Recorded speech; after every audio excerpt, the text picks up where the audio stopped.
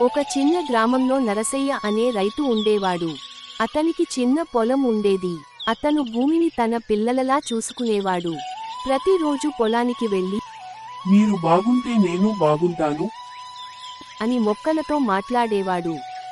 నరసయ్య పొలంలో కొన్ని పిచ్చుకలు నివసించేవి. అవి రోజూ వచ్చి విత్తనాల దగ్గర తిరుగుతుండేవి. గ్రామంలో వాళ్ళు నరసయ్యను చూసి, ఈ పిచ్చుకలను తరిమేయి, లేకపోతే పంట నష్టం జరుగుతుంది. వీళ్లకు ఆకలే కదా, కలిసి బతుకుదాం. ఒకసారి వర్షాలు ఆగిపోయాయి. ఎండ ఎక్కువైంది. పంట ఎండిపోతున్నట్టు కనిపించింది.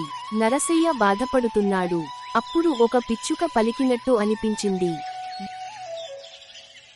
భయపడకు రైతన్నా, మేము నీకు సహాయం చేస్తాం. తరువాతి రోజుల్లో పిచ్చుకలు పొలంలో ఉన్న పురుగులను తినడం మొదలుపెట్టాయి. మొక్కలు మళ్లీ బలంగా పెరగసాగాయి. నరసయ్య నీటిని జాగ్రత్తగా వాడుతూ పొలాన్ని శుభ్రంగా చూసుకున్నాడు. కొన్ని రోజులకు ఆకాశం మేఘాలతో నిండింది. వర్షం పడింది. పొలం పచ్చగా మారింది. పిచ్చుకలు ఆనందంగా ఎగిరాయి. పంట కోత సమయం వచ్చింది. నరసయ్యకు మంచి దిగుబడి వచ్చింది. గ్రామస్తులు ఆశ్చర్యపోయారు.